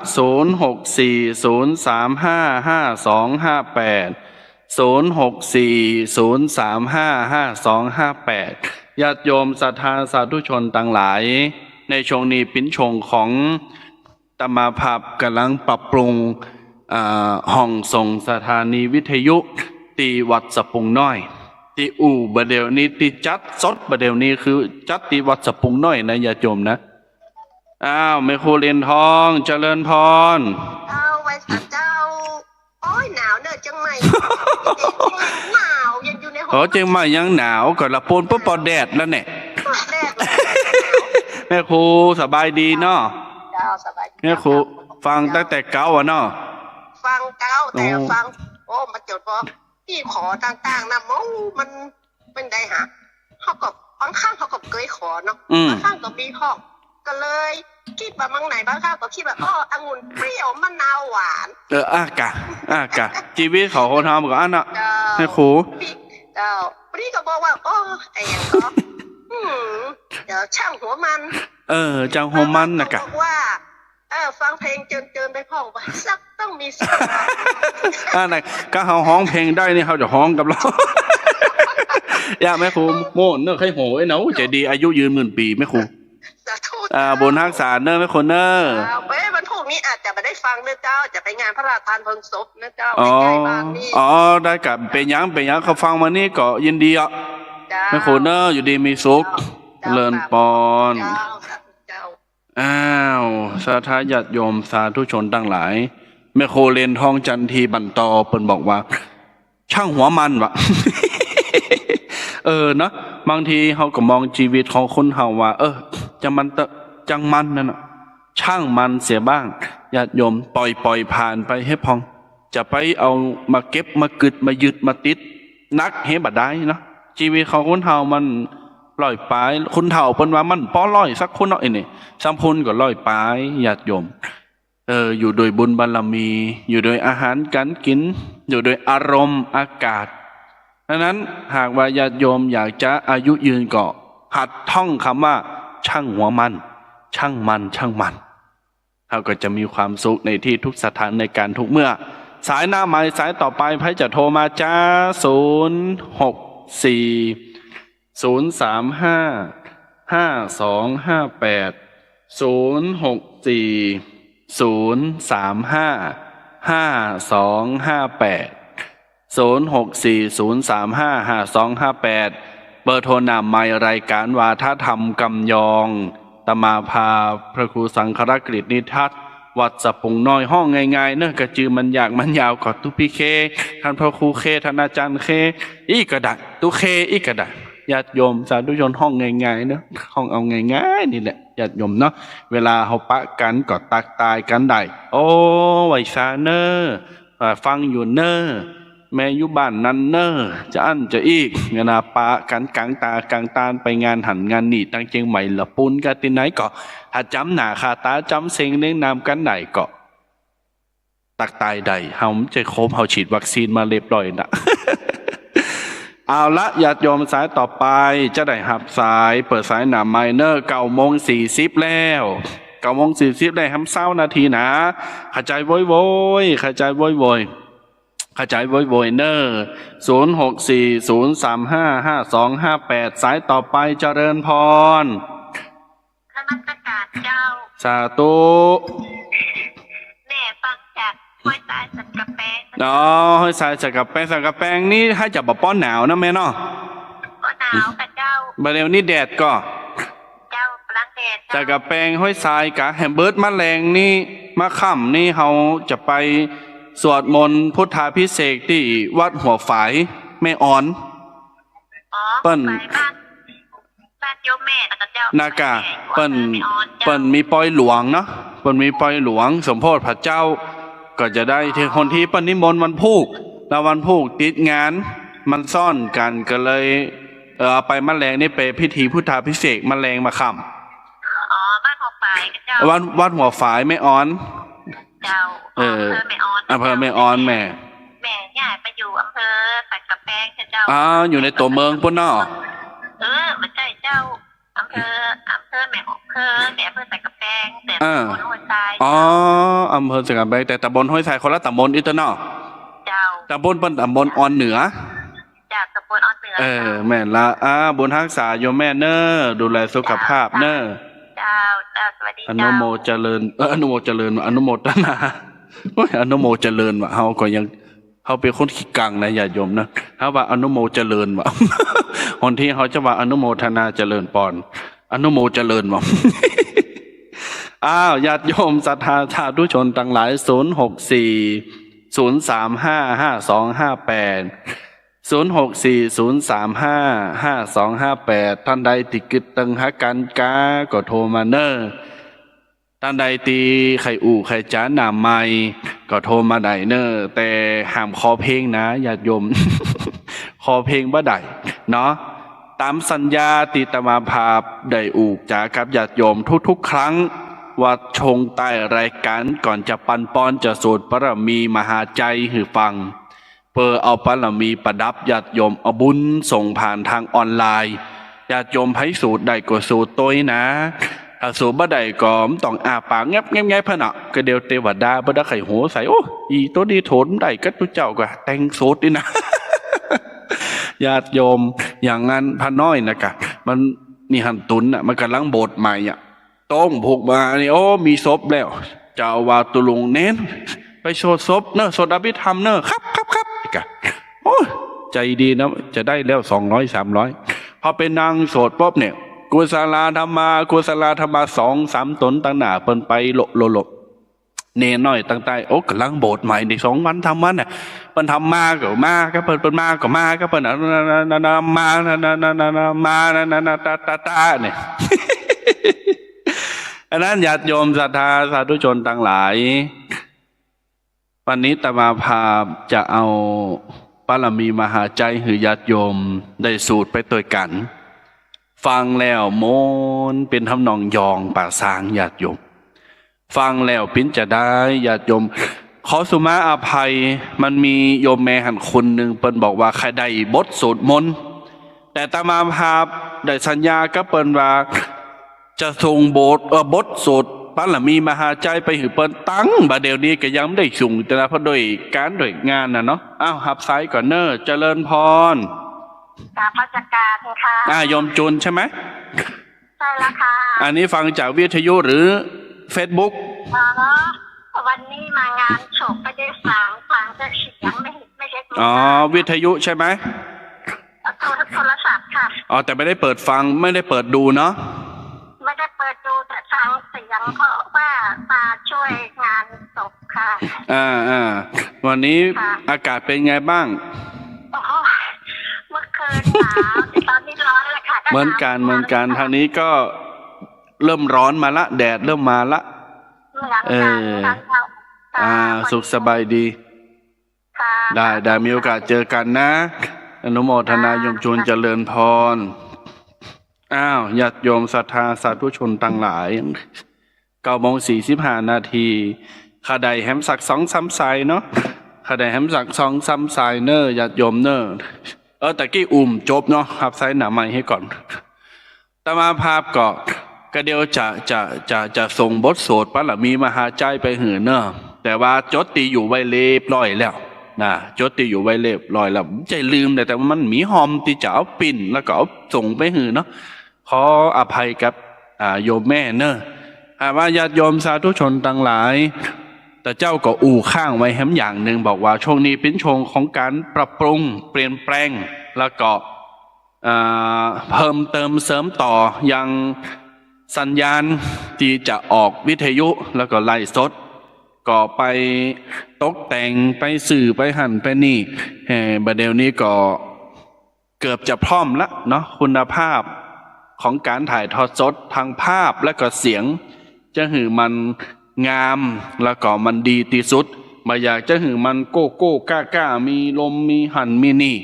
ก็จะหือทั้งภาพทั้งเสียงก็ไปสื่อไปสั่งยังอุปกรณ์ไลฟ์สดอุปกรณ์ถ่ายทอดสดเป็น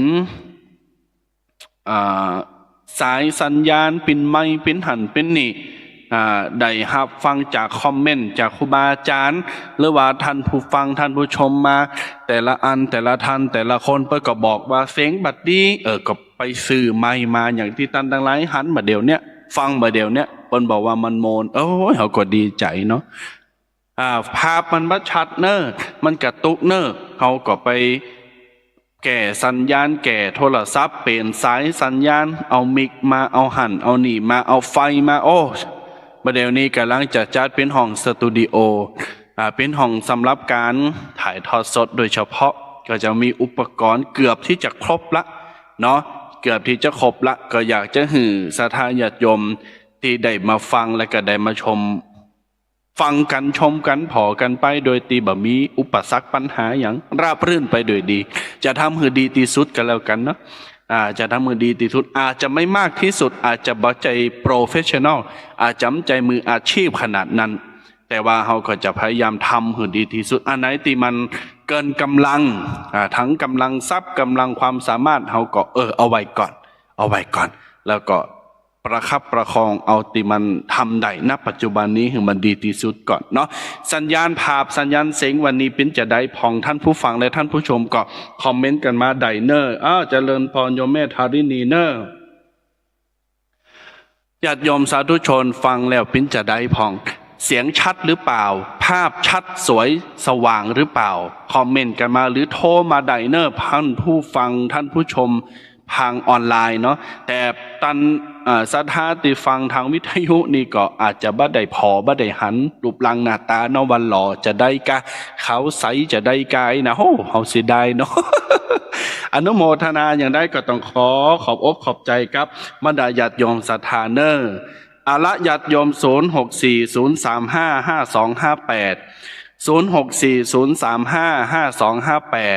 จะบอกเบอร์เป็นรอบสุดท้ายหน้าใหม่นะวันโพถาดตมาภาพติดศาสนกิจก็อาจจะโอนไปหือทันประพันธ์หรือว่าตุแดงวัดมะกอกเป็นผู้ดำเนินรายการเนออาจจะหือวันนี้ตมาภาพก็มาจากับญาติโยมประจำวันเสาร์ถ้าวันโพ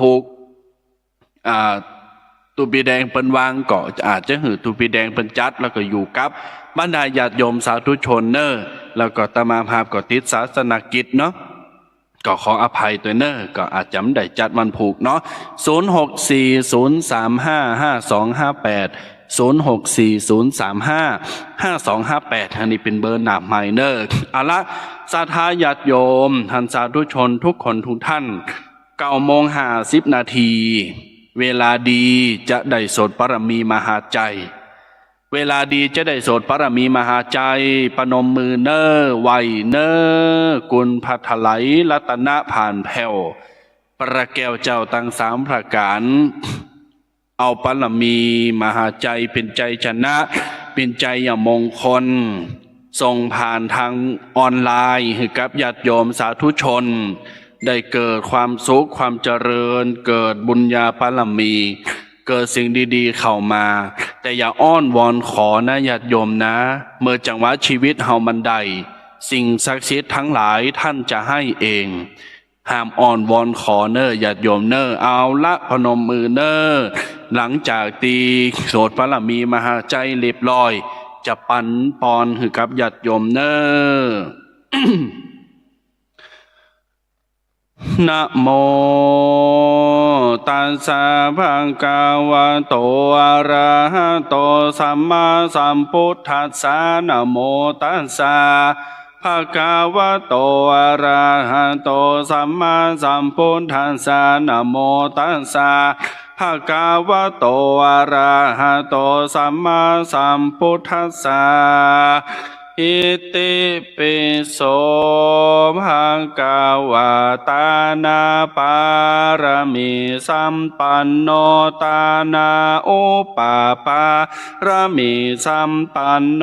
ตานาปารมัตถปารมิสัมปันโนมหาจัญญาปากโรวาระเมนะโทวาตาโสธรรมการลยานาทีวิปัสสนา ขาโตโสภังขาวาอิติปิอิติปิโสภังขาวาศีลาปารมิสัมปันโนศีลาอุปปารมิสัมปันโน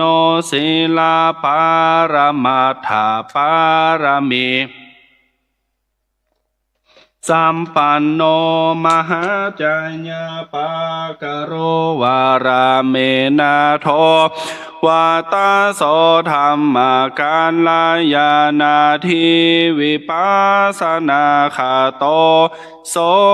ภาคาวาอิติปิอิติปิโสภาคาวาเนคัมมาปารมิสัมปันโนเนคัมมาอุปปารมิสัมปันโนเนคัมมาปารมัตถปารมิสัมปันโนมหาจัญญาปากโรวาระเมนาโทวาตาโสธรรมการยานาทีวิปัสสนาคาโตโสภาคาวาอิติปิอิติ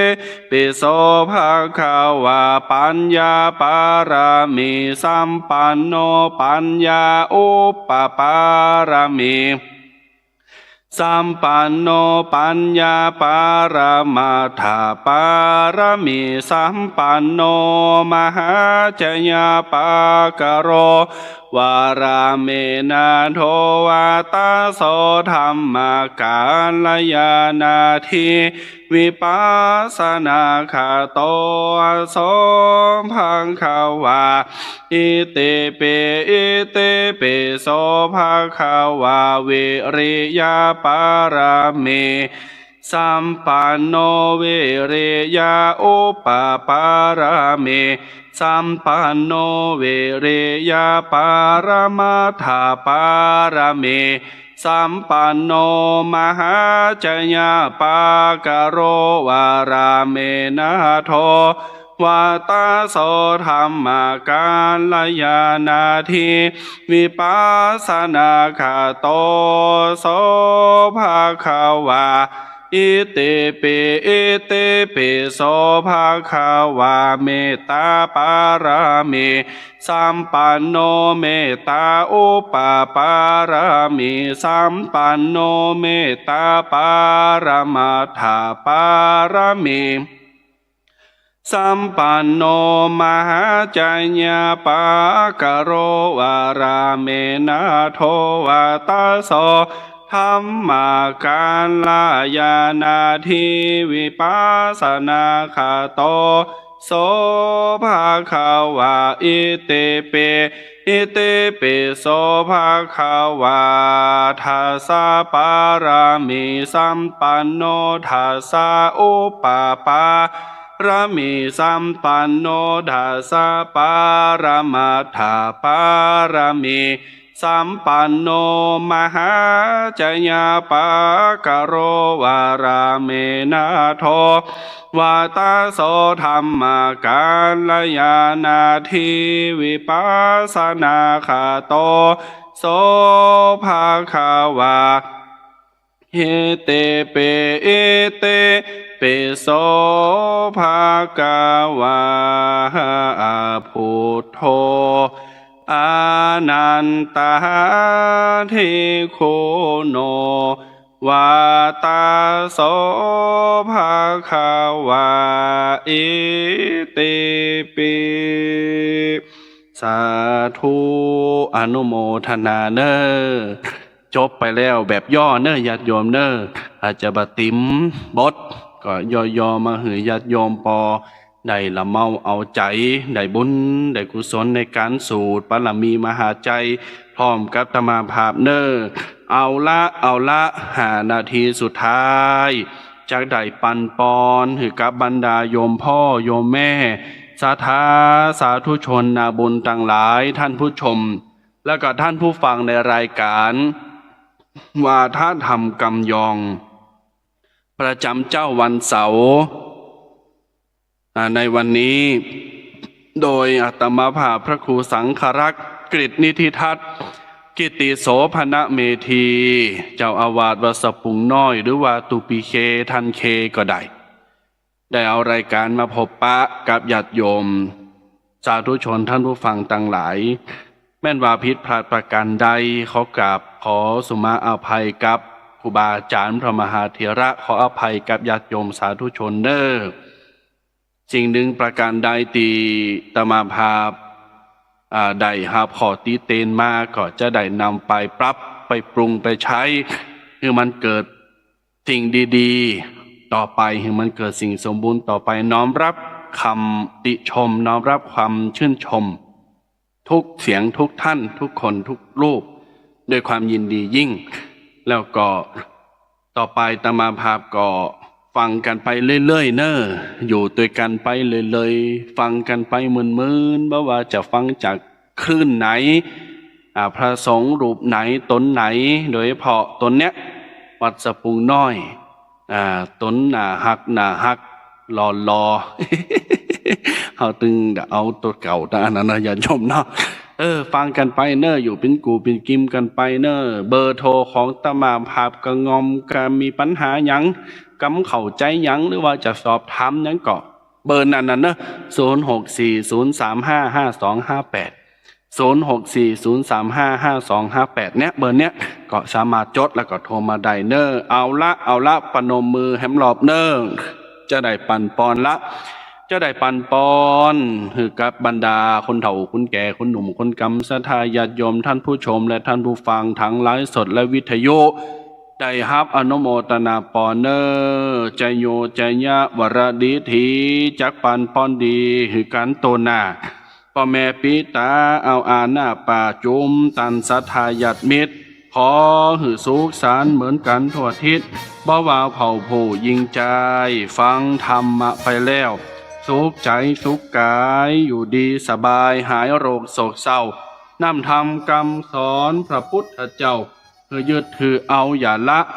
คือมีคนนับถือฤทธิเตจะเจริญก้าวหน้ายาวนาน พ้นจากความทุกข์โศกทุกสถาน อายุยืนนานเหมือนกันโทนา อายุยืนนานเหมือนกันโทนา อยู่ดีมีสุขอายุมันขวัญยืน มีโจกมีใจ พระอินทร์หันจืนจม พระพรหมหันเมตตา เทวดาหันปกปักหักษาคุ้มครอง ขอหือสุขภาพร่างกายญาติโยมขอหือแข็งแรงสมบูรณ์ในที่ทุกสถานในการทุกเมื่อ เพราะหากว่าร่างกายสมบูรณ์แข็งแรงสุขภาพดีแล้วญาติโยมจะสามารถบำเพ็ญประโยชน์ จะสามารถทำความดีใดไปสืบมื้อสืบวัน จัตตารโอธรรมาวัฏันติ อายุวันโนสุขังปะลัง การตำนานบ่งไว้